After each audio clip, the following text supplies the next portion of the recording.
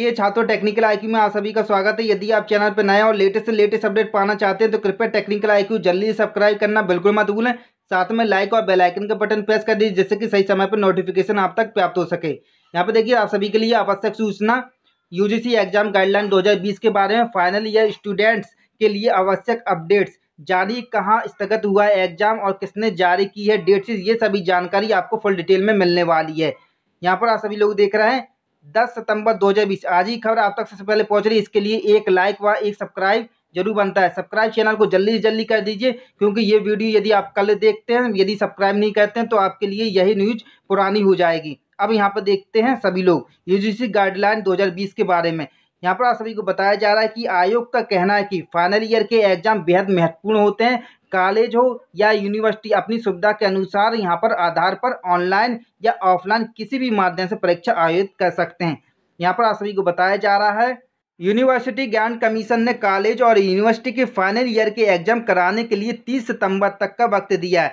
अब यहाँ पर लगभग सभी कॉलेज और यूनिवर्सिटी के एग्जाम कराने की तैयारी में लग गए हैं। अब यहाँ पर आप सभी को बताया जा रहा है यूजीसी ने कॉलेजों को यह सुविधा दी है कि जो छात्र परीक्षा में शामिल ना हो सके उनके लिए स्पेशल एग्जाम आयोजित किए जाएंगे। यहाँ पर देखिए, अच्छी खबर निकल के आती हुई, इसे लेकर यहाँ पर सभी छात्रों को असंतोष था कि छात्रों का कहना है कि परीक्षा पूरी तरह रद्द हों और इंटरनल एग्जाम के आधार पर रिजल्ट तैयार किया जाए, ये मांग कर रहे थे छात्र। अब यहाँ पर और भी आपको बताया जा रहा है कि आयोग का क्या कहना है।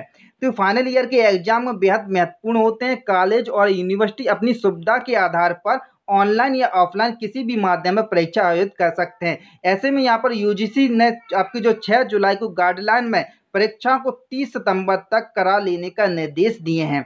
अब यहाँ पे आप सभी लोग देख रहे हैं विश्वविद्यालय अनुदान आयोग यानी कि यूजीसी ने उच्चतम न्यायालय को सूचित किया है कि उसने विश्वविद्यालयों को सितंबर में टर्म एंड परीक्षा के लिए उपस्थित नहीं होने वाले छात्रों के लिए संभव होने पर विशेष परीक्षा के लिए परीक्षा आयोजित कराने की अनुमति भी दी है। अब यहाँ पर देख लेते हैं, यहाँ पर आप सभी को बताया जा रहा है कि 30 सितंबर से लेकर जो आपके 10 अक्टूबर तक होनी चाहिए डेडलाइन। ओडिशा के मुख्यमंत्री, यहाँ पर आप सभी को बताया जा रहा है ओडिशा के मुख्यमंत्री नवीन पटनायक ने कुछ समय पहले विश्वविद्यालय अनुदान आयोग यानी कि यूजीसी से सभी अंडर ग्रेजुएट और पोस्ट ग्रेजुएट और अंतिम सेमेस्टर वर्ष परीक्षाओं को 30 सितंबर से बढ़ाकर 10 अक्टूबर तक पूरा करने का अनुरोध किया था। अब यहाँ पर देख लीजिए और भी शैक्षिक वर्ष 2020-21 के लिए प्रवेश, ये जरूर देख लें। कृपया चैनल को सब्सक्राइब जरूर करते जाएं। कोविड-19 महामारी के बीच विश्वविद्यालयों के लिए परीक्षा और अकादमिक कैलेंडर पर यूजीसी के दिशा निर्देश को जारी रखते हुए प्राधिकरण ने शैक्षिक वर्ष 2020-21 के लिए सभी स्नातक तथा स्नातकोत्तर पाठ्यक्रमों में प्रवेश 31 अगस्त तक पूरा करने का अनुरोध किया है। यहाँ पर और भी देख लेते हैं, यहाँ पर आप सभी को बताया जा रहा है प्रवेश प्रक्रिया शुरू, यूजीसी दिशा निर्देश जारी किए। विश्वविद्यालय अनुदान आयोग यानी कि यूजीसी ने देश में छात्रों के लिए प्रवेश प्रक्रिया शुरू करने के लिए दिशा निर्देश जारी किए हैं। अब यहाँ पर आप सभी को बताया जा रहा है अगर राज्य नहीं चाहते एग्जाम तो यह रास्ता। तो यहाँ पर आप सभी लोग देख रहे हैं शीर्ष अदालत ने कहा कि राज्यों को छात्रों को प्रमोट करने के लिए 30 सितंबर तक परीक्षा का आयोजित करनी चाहिए। ऐसे में यदि अगर किसी भी राज्य को लगता है कि अगर यदि परीक्षा आयोजित नहीं कर सकते हैं तो अपनी चिंता को साथ यहाँ पर यूजीसी के संपर्क करना होगा। यहाँ पर देखिए, यूजीसी निर्देश पर उठाए थे सवाल किस प्रकार से शिवसेना की युवा शाखा युवा सेना शीर्ष अदालत में याचिकाकर्ताओं में से एक है और उसने विश्वविद्यालय अनुदान आयोग यानी कि यूजीसी के निर्देश कोविड-19 महामारी के दौरान यहाँ पर जो कि परीक्षा आयोजित कराने में सवाल उठाया है। अब यहाँ पर देखते हैं और भी अदालत ने यूजीसी के अधिकारियों पर किया था कमेंट किस प्रकार से। सुप्रीम कोर्ट ने कहा कि राज्य के आपदा प्रबंधन अधिकारियों द्वारा पिछले सेमेस्टर या वर्ष के परिणामों के आधार पर अंतिम वर्ष के छात्रों को प्रमोट करने का फैसला डीएम अधिनियम के तहत राज्यों की यूनिवर्सिटी के आधार पर क्षेत्र में नहीं और ऐसा कोई भी निर्णय लेने का अधिकार सिर्फ यूजीसी के पास है। अब यहाँ पर देखते हैं UGC exam guideline internal marks के आधार पर रिजल्ट की मांग किस प्रकार से की जा रही। तो याचिकाकर्ताओं छात्र आंतरिक अंक और पिछले मूल्यांकन के आधार पर जो आपकी परीक्षा को रद्द करने और डिग्री और मार्कशीट जारी करने की यहाँ मांग को लेकर यहाँ पर सुप्रीम कोर्ट के इस मामले की सुनवाई पूरी कर चुका है। अब यहाँ पर जो जल्द ही फैसला आने वाला है।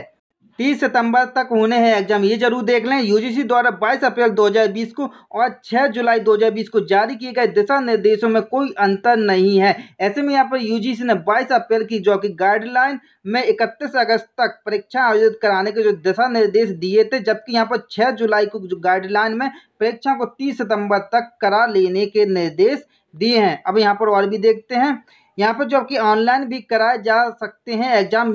यहाँ पर बताया जा रहा है कि आयोग का क्या कहना है कि फाइनल ईयर के जो एग्जाम बेहद महत्वपूर्ण होते हैं, जबकि कॉलेज और यूनिवर्सिटी अपनी सुविधा के आधार पर ऑनलाइन या ऑफलाइन किसी भी माध्यम में परीक्षा का आयोजन करा सकते हैं।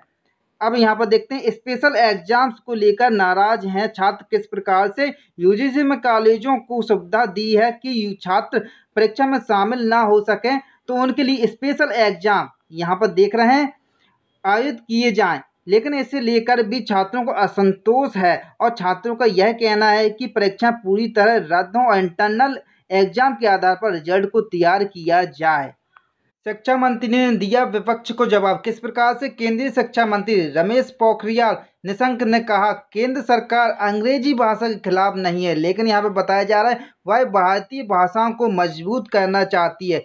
शिक्षा मंत्री को यह बयान इसलिए देना पड़ा क्योंकि नई शिक्षा नीति को मंजूरी मिलने के बाद विपक्ष कुछ नेताओं को सरकार पर ऐसा आरोप लगाया था। अब यहाँ पर और भी देखते हैं, तमिलनाडु सरकार ने बताया ये फैसला, किस प्रकार से। तमिलनाडु में टर्मिनल परीक्षा के लिए उपस्थित होने वाले छात्रों को छोड़कर BA, BSc, MA, MSc, BE BTech, ME MTech, MCA और यहाँ पर डिप्लोमा पाठ्यक्रम के सभी छात्रों को अगले शैक्षिक वर्ष में प्रमोट किया गया। यहाँ क्वारंटाइन सेंटर बने कॉलेजों में कैसा होगा एग्जाम, ये जरूर देखें। श्याम दीवान ने कहा है कि अनिवार्य नहीं किया जा सकता है, खास तौर पर यहाँ पर महाराष्ट्र में जहाँ कुछ कॉलेजों में कोरोना वायरस संक्रमण को लेकर लगातार सामने आ रहे मामले को चलते क्वारंटाइन सेंटर बना दिया गया है। अब यहाँ पर देखते हैं, कोरोना की स्थिति को देखते हुए राज्य नहीं थे तैयार, किस प्रकार से। तो अभिषेक मनु सिंघवी ने जो आपकी एससी की सुनवाई के दौरान बताया था कि जीवन और स्वास्थ्य का मामला है। उन्होंने कहा है कि महाराष्ट्र और पंजाब और पश्चिम बंगाल और राजस्थान और उड़ीसा जैसे राज्यों को लेकर यहाँ पर परीक्षा आयोजित नहीं करने का फैसला किया है। अब यहाँ पर देखते हैं, बगैर परीक्षा पास नहीं हो सकते हैं छात्र, किस प्रकार से। तो सुप्रीम कोर्ट मामले में अपना फैसला सुनाते हुए यहाँ पर कहा है कि राज्य परीक्षा रद्द कर सकते हैं मगर बगैर परीक्षा के छात्रों को प्रमोट नहीं कर सकते हैं। यूजीसी दिशा निर्देश के बदले नहीं किए जाएंगे। यहाँ पर और भी देख, लागू रहेगी यूजीसी की गाइडलाइन, किस प्रकार से। यूजीसी के पक्ष में फैसला सुनाते हुए सुप्रीम कोर्ट ने कहा है कि यूनिवर्सिटी बगैर परीक्षा कराए छात्रों को प्रमोट डिग्री नहीं दे सकती है, इसलिए क्योंकि यहाँ पर बताया जा रहा है कि यूजीसी की गाइडलाइन में कोई बदलाव नहीं होगा। अब यहाँ पर और भी देख रहे हैं, इंटरनल असेसमेंट नहीं है पर्याप्त, किस प्रकार से। अदालत ने यह माना है कि जो आपके राज्यों और विश्वविद्यालयों को छात्रों को प्रमोट करने के लिए और डिग्री प्रदान करने के लिए परीक्षा आयोजित करनी होगी। ऐसे में यहाँ पर आंतरिक जो आपकी मूल्यांकन यूजीसी की आवश्यकताओं को पूरा नहीं करेंगे। यहाँ पर और भी देख रहे हैं, इंटरनल असेसमेंट नहीं है पर्याप्त, किस प्रकार से। अदालत ने यह माना है कि जो आपके राज्यों और विश्वविद्यालयों के छात्रों को प्रमोट करने के लिए डिग्री प्रदान करने के लिए परीक्षा आयोजित करनी होगी। ऐसे में यहाँ पर आंतरिक मूल्यांकन यूजीसी की आवश्यकताओं को पूरा नहीं करेगा। और भी यहाँ पर बताया जा रहा है, कोरोना पॉजिटिव छात्रों के लिए थी ये मांग, किस प्रकार से। 31 याचिकाकर्ता में से एक छात्र की यहाँ पर बात की जा रही है कि कोरोना टेस्ट पॉजिटिव था, जिसमें यूजीसी ने सीबीआई मॉडल को अपनाने और मूल्यांकन के आधार पर ग्रेड मार्क्स से संतुष्ट नहीं होने वाले छात्रों के लिए बाद में जॉब की तारीख में एक परीक्षा आयोजित करने की मांग की थी। अब यहाँ पर देखते हैं, इतनी याचिकाओं पर एक साथ की गई सुनवाई, किस प्रकार से। मामले में हस्तक्षेप के लिए देश भर में 11 छात्रों ने सुप्रीम कोर्ट का दरवाजा खटखटाया था। इसके बाद यहाँ पर जो आपके दो अलग अलग याचिकाएं महाराष्ट्र राज्य की ओर से युवा सेना द्वारा, एक अन्य छात्र द्वारा एक अन्य याचिका भी दायर की गई थी। ऐसे में यहाँ पर अदालत में इस मामले की कई सुनवाई हुई और यहाँ पर अदालत ने फैसला यूजीसी के पक्ष में सुनाया।